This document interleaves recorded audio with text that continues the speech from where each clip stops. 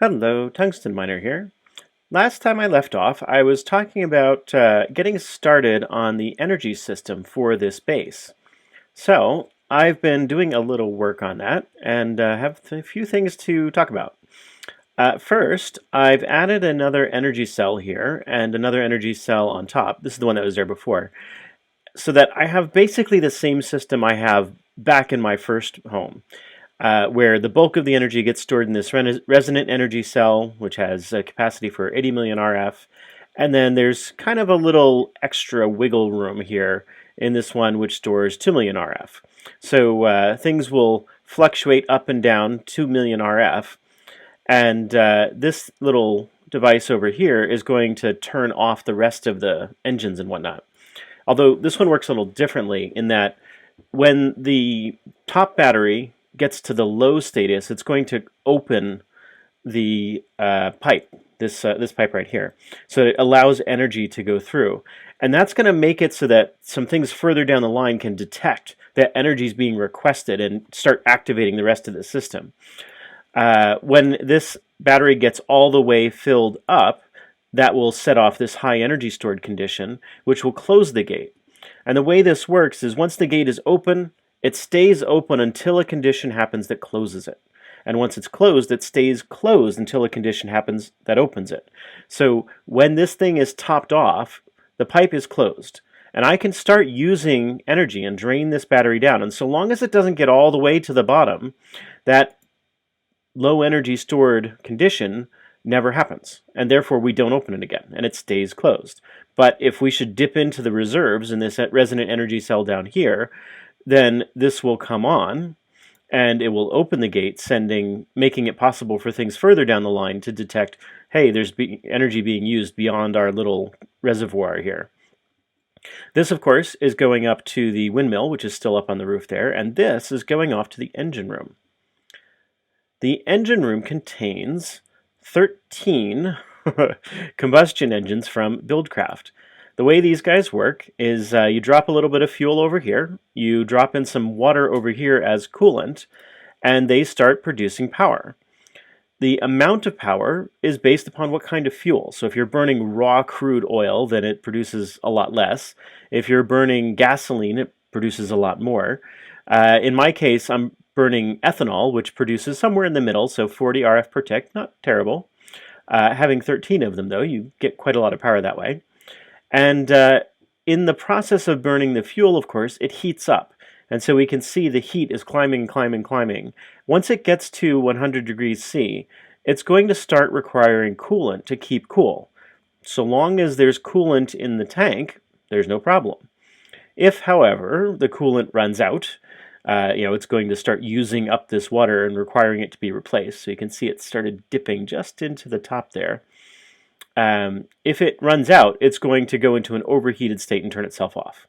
In earlier versions of BuildCraft, it would actually explode and damage the building and structures and pipes and other engines and whatever else all around it. So you kind of had to be a bit careful with these things.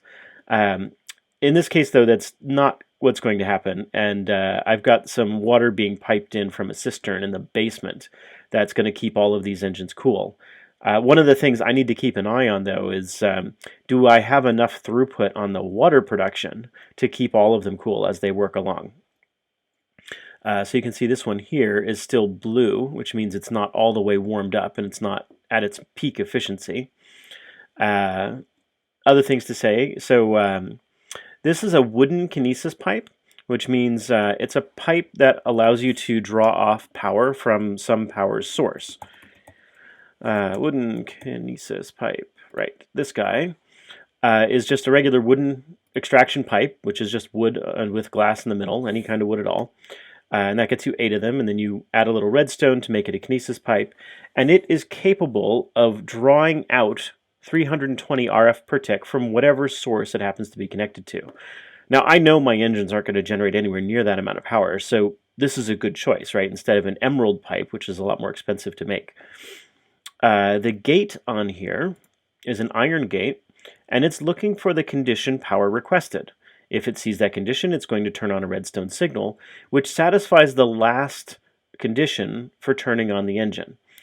which is it needs to get a redstone signal. Now, of course, I could like put a lever on the side of it and turn that on manually if I wanted to, but it's so much more convenient to be able to do this because I've got that system in the other room where I can say if that top battery gets full, turn off all the engines. So I stop burning fuel until the battery power gets below and starts using this resident energy cell.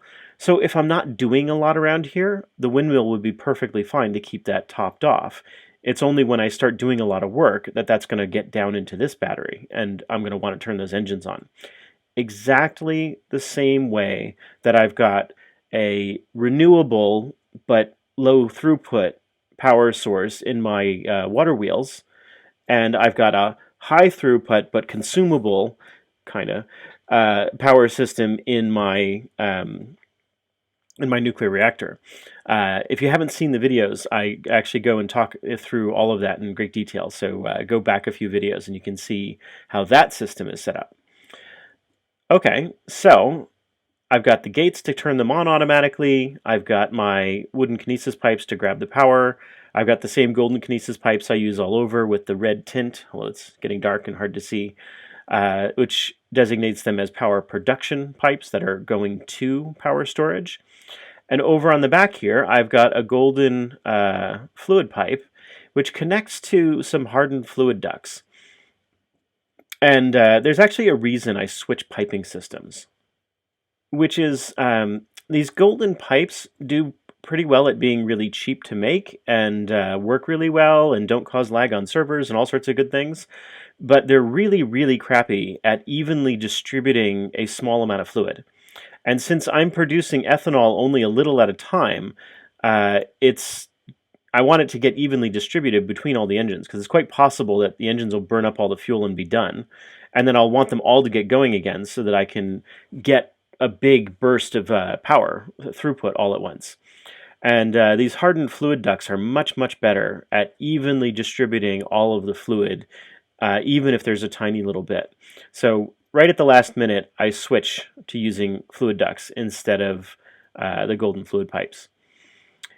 But as we can see, this pipe is going off into the wall, so let's go over to this room here. Okay, so this is all using forestry stuff to generate power. I've got a multi-block farm, which is dealing with growing things up on the roof there, which I'll get around to eventually, and leading our way backwards from the batteries through the power generation. I've got my golden fluid pipes coming through the wall, a wooden fluid pipe to extract the fluid from this tank. This is a regular gate, but it's got an autarkic pulsar installed on it. And the way you produce one of these things is you make yourself a regular gate, any old kind of gate, doesn't matter. And, oh my, it's switching away. Well, okay, there we go. Pulsating. It's going by too quickly for me to even catch it. Let's do it this way. Okay, yeah. Pulsating chipset. You take an ender pearl, some redstone, you throw it on your assembly table, let your lasers work on it for a while, and you'll get 2 of these pulsating chipsets. You take the pulsating chipset and you throw it on an integration table with any kind of gate at all, doesn't matter, and you'll wind up with that kind of gate with the pulsar installed. And the only thing that really does for you is it adds another action that the gate can take. So in addition to all these other things, it adds this energy pulsar and single energy pulse. So single energy pulse means draw something out once. You know, take whatever action you can once. And for a wooden pipe or an emerald pipe, it's always pull an item out or pull a bit of fluid out. Energy pulsar means as long as this condition is true, keep pulsing over and over and over again. And so right now the condition is not true because there's nothing in the tank right now. But if there were, it would pulse, draw out a bucket's worth, and send it on its way down the pipes. So how does this tank get populated? Well, we've got these hardened fluid ducts, which I tend to use when I'm dealing with machinery directly because you can do a lot more in a much tighter space because these servos and the retrievers and all that are much more sophisticated. But they are more expensive to make, so I use them judiciously close to machinery. And when I want to go a long ways, I'll use the golden pipes. So in any case, these servos are going to draw out the ethanol that gets produced over here. So a still is a forestry machine, requires power, which can transform one kind of fluid into another kind of fluid. And it's got a couple of different inputs and a couple of different outputs of things it's able to do. So it can take biomass and turn it into ethanol, which of course is what I'm doing. It can take resin, turn it into turpentine, which is something I'm just not even going to get into where you'd use that or why. And short mead into regular mead. And again, I'm not even going to bother getting into that. Suffice to say, what I want is the ethanol. And so I'm getting biomass and turning it into the ethanol. And I've got two of these because these other machines can produce biomass sufficiently quickly at times that one of them is not enough to keep up. Going backwards, where do I get the biomass from? That comes from a fermenter. The fermenter is a machine that takes fruit juice, saplings, and mulch and power and converts that into biomass. And it does this relatively rapidly when it's got all of the components. And how much biomass gets produced depends greatly upon the ingredients. So using fruit juice instead of water increases the amount that you get. Using certain kinds of saplings instead of others increases the amount that you get. So for example, here we go, we got some recipes. If I'm using okra with honey or fruit juice, I'm going to get 75 millibuckets of biomass. But if I scoot along here and use an oak sapling, I get 375. And if I were to go through all 300 and whatever, I think I passed one that's a little bit more. Here we go. If I use a lemon sapling, I'm going to get 1,500 millibuckets of biomass. So there's a tremendous variety in how much biomass you get from different kinds of ingredients. At the moment, I had a bunch of pecan trees growing out here, which I've cut down because I both wanted the wood, and two, I wanted the saplings, and they produce a lot of saplings. So now I've got lots of saplings from pecans, and I've just tossed them in here, and these produce, I think, like 350 millibuckets per sapling. So I've got all the saplings I need in here. I've got all the mulch I need in here, but what I'm missing is the fruit juice. Moving backwards a step, I've got a bunch of mulch that I've produced by squeezing fruit, which brings us back to this guy. The squeezer takes fruit in here and produces mulch and produces fruit juice. Now, of course, both of these are empty because I've got servos and pipes, item duct in this case, fluid duct in this case, moving all of that material out of the squeezer into a storage drawer because the mulch gets used very slowly and I want to be able to store a bunch of it and then just have it available. I've got a retriever here which is saying only allow mulch and keep this machine full of mulch. And I pump the fruit juice directly in because this thing's not going to get ahead of this thing, at least not at my current rate of production. So I'm not too worried about things backing up. If I do, then I can add a tank in here and allow the fruit juice to accumulate and allow the fermenter to catch up. Or I can do what I did over here and add a second machine to the stack. They don't have to be oriented vertically, but for the space that I've got, that makes the most sense. Okay, the squeezer then is getting some kind of fruit as its input. I don't think I have any on me. Nope. So the fruit is coming from this pipe here, which is coming out the bottom of this hatch. Okay, so multi-block farms in forestry are kind of complicated, like kind of super complicated. So let's take this apart step by step here. The first thing that you want to do with these multi-blocks is to get just regular farm blocks put together. To do that, you need some copper, you need some kind of stone brick. It doesn't literally have to be stone bricks. You can use quartz blocks or regular clay bricks, chiseled quartz, chiseled sandstone, chiseled stone bricks, all sorts of different kinds of things. But basically all of the brick-ish sort of vanilla blocks with some slabs of any kind. And then these tin electron tubes. There's an interesting machine that makes these. So I'm going to head back over to my other base and walk you through how that machine works. So I will be there in just a second. Back in my powered machines room in my old house, I've got my Thermionic Fabricator. Now this guy is a powered machine, also from Forestry. So you can see I've got my power supply, whoops, not that one, in the floor there. And the way this thing works is, actually I forgot to get a piece of sand. The way it works is it helps you to make glass objects, parts, vacuum tubes, and all sorts of other things, actually. So you start by taking your materials and plopping them down in a kind of template. So this works a lot like the carpenter, if you remember from a number of videos ago, where it doesn't use up the item, it just remembers which ones you want in what places. And then I'm going to drop those there, and of course, same thing, it's just a template. Now I put my materials in this inventory, and it will keep making over and over again these items so long as there's material left in this inventory. So it works exactly like a carpenter. The thing that's different, this machine allows you to make things that require glass. And so you have to provide it with liquid glass. Except, of course, where the heck do you get liquid glass from?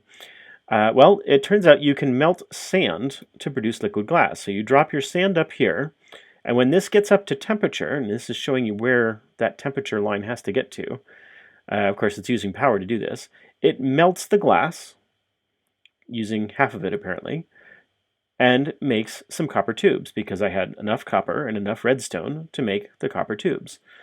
Now these copper tubes allow you to do a couple of interesting things.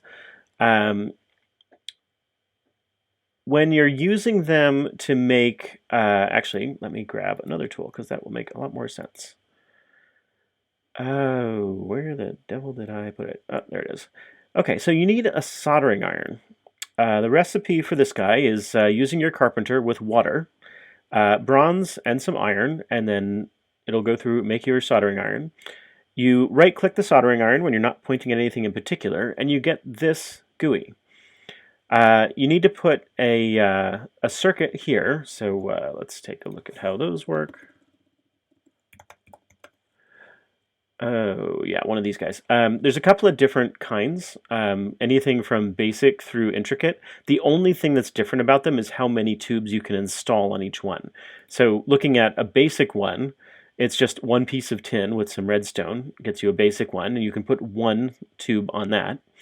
Enhanced requires 3 bronze, refined requires 3 iron, and intricate requires 3 gold. Apart from that, all on the carpenter, all using water, pretty similar to how most of these things work. So you go ahead and make yourself one of these circuits, and you drop it in this block up here. And there's actually a couple of different kinds of circuits you can make. I'm not going to talk about most of these because they're not relevant for what we're doing right now. But one is the managed farm and one is the manual farm. And the managed farm is going to automatically put down the right kind of soil and lay out and plant and harvest the plants in a completely automated way. Don't have to touch it at all. The manual farm is manual only in that you have to put down the soil and put down the first plant, and that's it. It'll replant and harvest after that.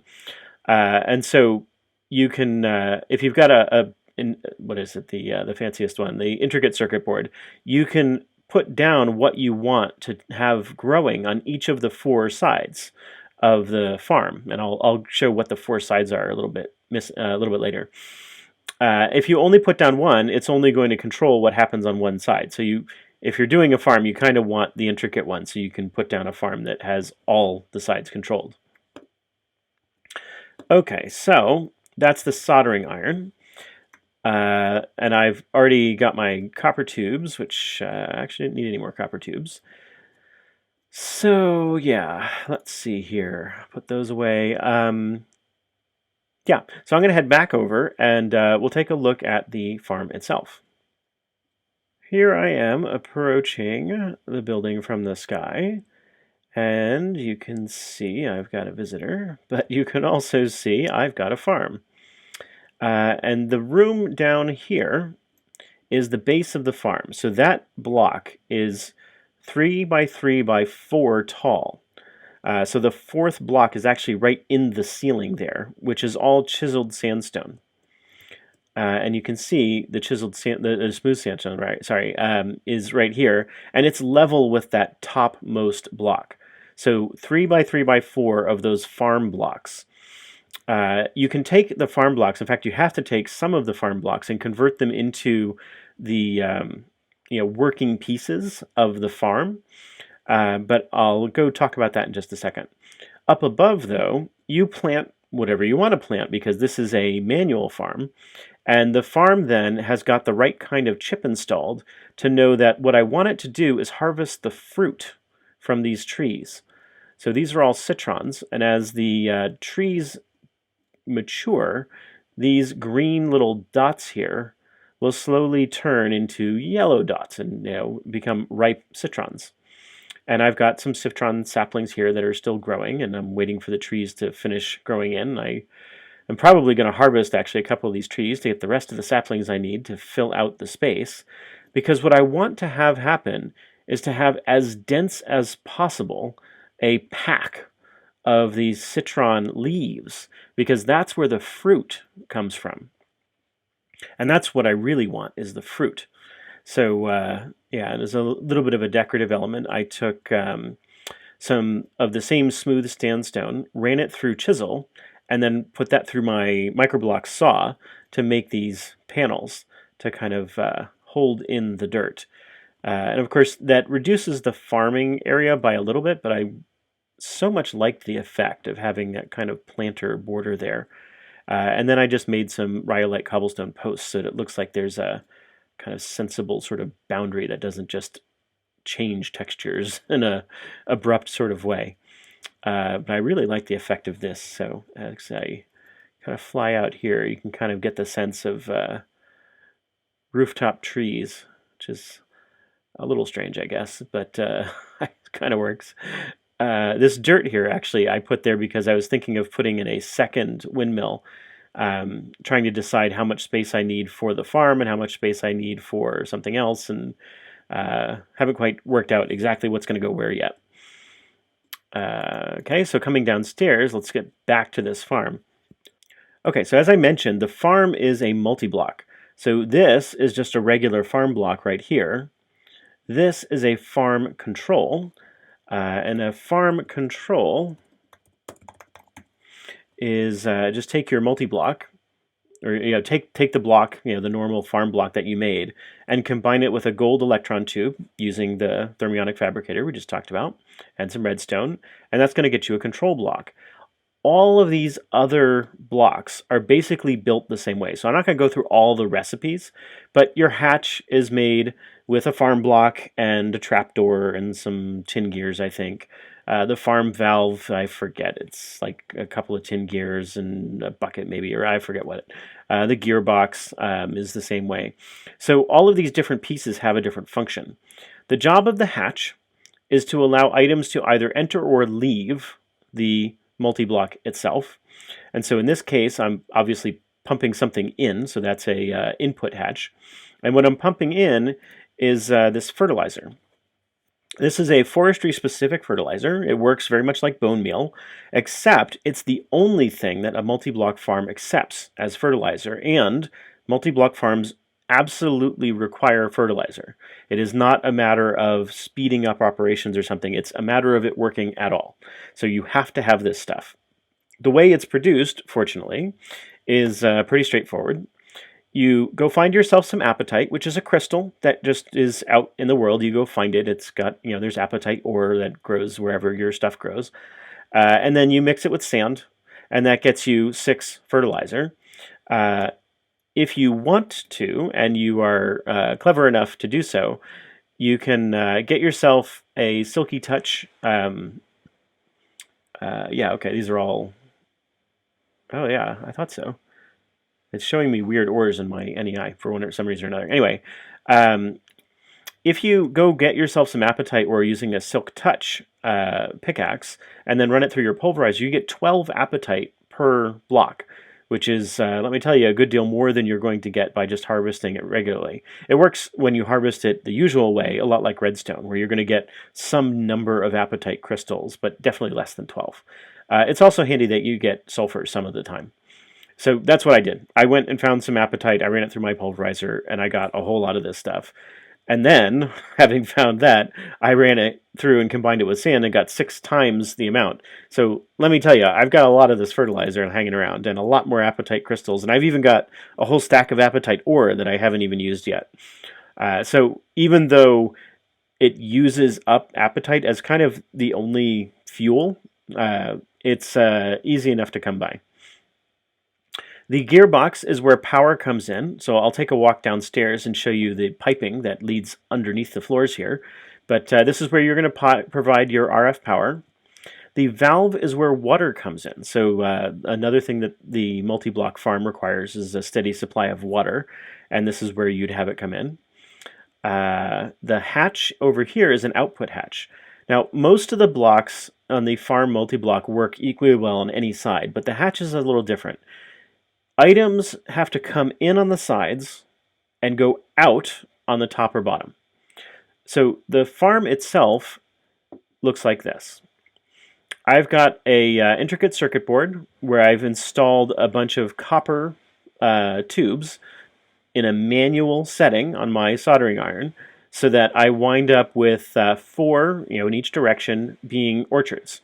So orchard to the north and south and west and east and so on. I've got a steady supply of water being piped in. I've got my retriever, which is supplying a steady supply of fertilizer. And that way, all of these different sections are going to remain operational. As my trees have their leaves become ripe, the citrons get ripe, it's going to harvest the citrons without damaging the leaves and without damaging the trees, without touching anything really. All you'll really see is the leaf go from yellow to green again, and that's it. And a citron will appear in this box. This hatch then, as soon as that citron appears in the inventory, will push it out automatically on its own. I don't have to extract it. It gets pushed out. And that's going to go into this golden transport pipe, and of course bring it around to the squeezer, and then sets off the rest of the machinery and everything else. So let's take a little quick jog downstairs and see how the pipe work is set up down here. In this room, this is just power coming, this is blue power, so it's coming out of the batteries to power the various machines. I've got a pair of aqueous accumulators set up and room for more in case I need them. And what this is doing is providing water as coolant going up to my engine room up here, and it's providing water to the farm as irrigation. So coming over to this room here, I've got the power coming in, I've got the water coming in. The power is going up to connect to that gearbox. The water is going up to connect to the valve. And the power is also going over to provide power to the still, the fertilizer, and the squeezer. And here's the item duct, or the transport pipe rather, that's bringing things around. I used to have it in the floor and then decided I didn't like that and dug it up, but I have to go get some more red granite to fill in the trench in the middle of the floor there. And then also you may remember in a previous video I had a different support system set up, but I changed it around because I think this looks nicer and makes a little bit more sense from the point of view of having a big heavy piece of farm machinery directly above there. And so I changed the support structure to be directly under the farm rather than going across the middle of the room. So what I now have left to do, and haven't quite figured out yet, is one, I need to get the rest of these citron trees in place, and as they start becoming ripe, because I've only recently planted these, so they're all green. Which means my citron production is like non-existent at the moment. See, that other tree grew in. So I need to get myself some more of these citron saplings, which means I'll be cutting some of these down and putting them back in again. Actually, I'm going to steal that sapling and I'll just get some fertilizer and go grow that somewhere else. So yeah, I want to get the rest of the citrons in so that I'm growing them as much as possible.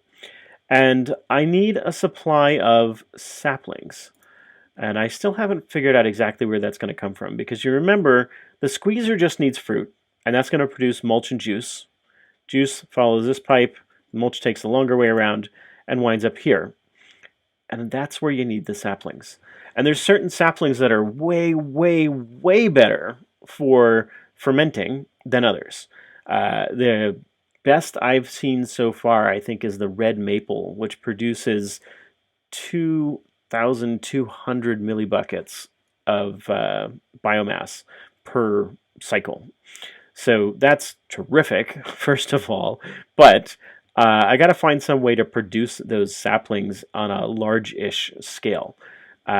Maybe automated, maybe not. Haven't quite decided yet. It would be nice if it was automated, but I don't know how worthwhile that is, because it's pretty easy to go collect a whole lot of those saplings very, very rapidly. So maybe the thing to do really is to put in another one of these birch drawers here and just fill it full of saplings and have them piped into the fermenter from someplace else.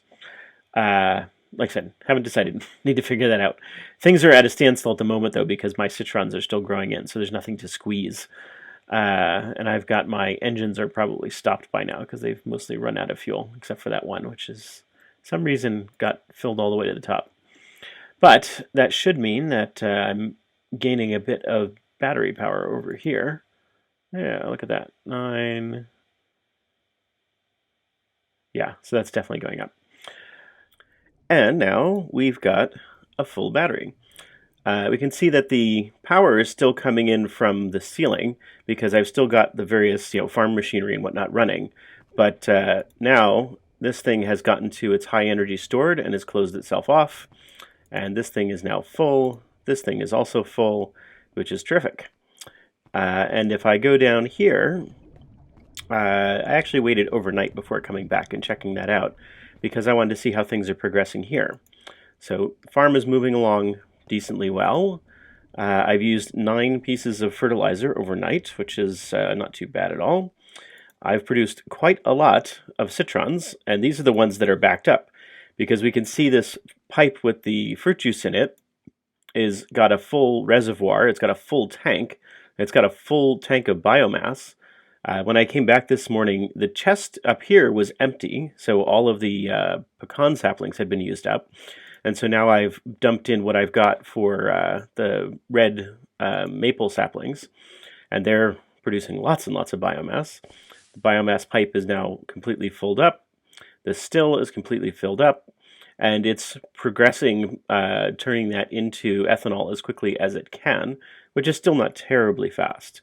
So it may be the case that with this setup, I'm producing enough biomass and I need a third still to keep up with things. That goes into the tank, which goes off into the engine room. And now as I look over here, I've got this tank full, this tank full, this tank full, and this tank empty. Contrary to what I said earlier, these actually inject into the nearest inventory, just like the item pipes do. Even though they look like they go the whole length of the pipes, that isn't really what's happening. They only inject in the nearest inventory. So this is now the nearest inventory. It's going to get filled up before any of the others do. But I'm not using any of the ethanol because the windmill is keeping up with my power needs, which is another fantastic thing. That in other versions of this, I've had various other plants that didn't work as well as citrons and the red maple saplings, and so the power consumption was a great deal higher. In fact, higher than the value of the ethanol. So it was kind of useless actually to bother about making it. Anyway, I'm going to close off this video here. Got a bit long, but this is a bit more complicated than usual. So if you like this video, go ahead and hit that like button. Subscribe to hear when the next video comes out, and I will talk to you later.